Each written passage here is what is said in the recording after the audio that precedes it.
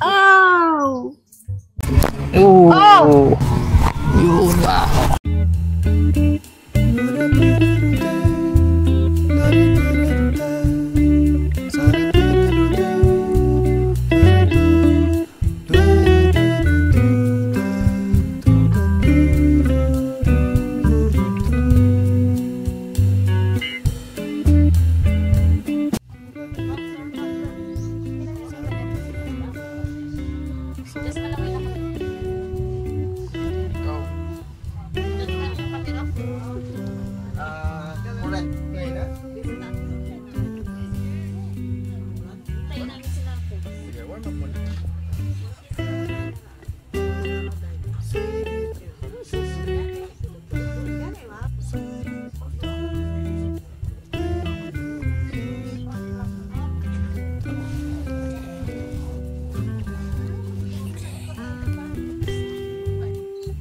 Okay.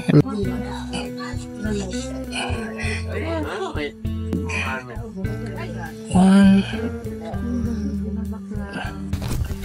May tumanakaw? Pamana oh. Pamana. Oh, mana.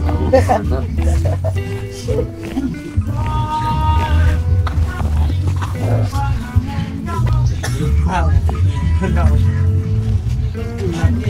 Yun pa.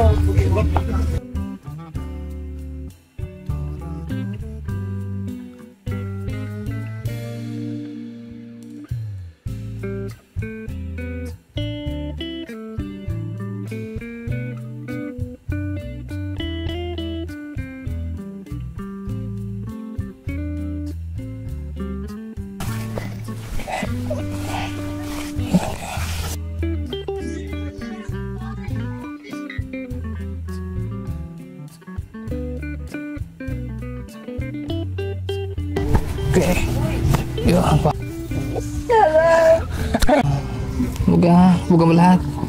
Yun ba? One more. Exhale. Buga mo lahat.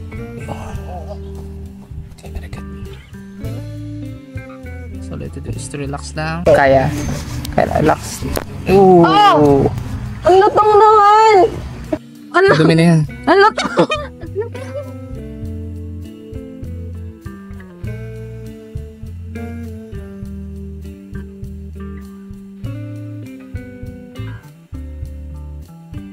Relax. Relax lang. Relax lang.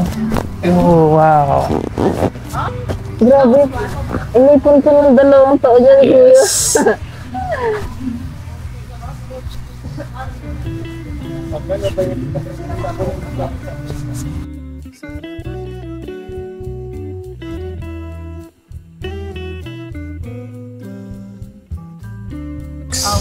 Ito, sakit? Hindi naman. Ah, pero... Gusto ko yan. Relax. Wow. Wait lang. Lower back. Masakit? Hindi naman. Hindi naman siya. Sure? Hindi siya? Okay, relax lang. Relax. Oh! Kabila. Relax. Okay, relax. Wala naman.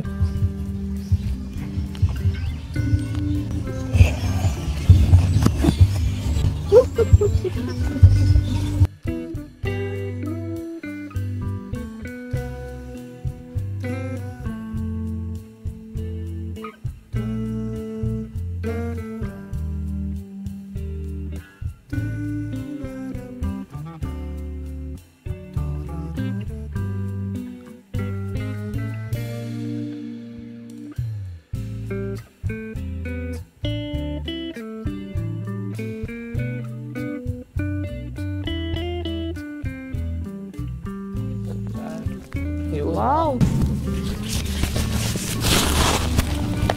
Yun, wow.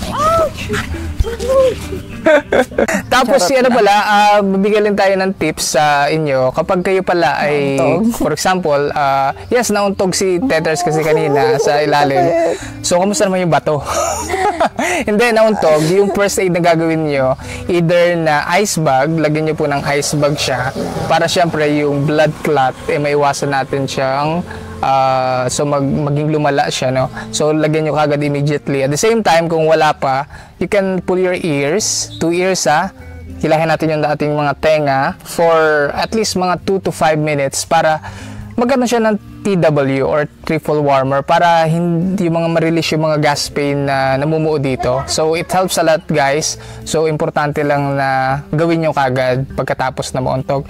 So, pero kung sobrang lala na, at least dalhin mo kagad sa pinakamalapit na hospital. So, si Tethers po ay nag-free diving po. Ilang months ka na nag-free diving? Since May. Since May. So, ilang July, months? August, September. 5 months. So, how is it naman para sa iyo? Gusto ko nang tumira sa dagat. Hindi, bilang isang may scoliosis, kasi may scoliosis na kasi siya. Ano yung, ako na yung anong benefits sa iyo ng free diving? Ay kasi ang free diving for me talaga ay parang pang-relieve siya ng stress. Okay. So, pag medyo hectic ang schedule or busy sa work, after nun ay magda-dive. So, parang na-release mo yung At saka ang ganda, para kang sirena, di ba? Maganda siya.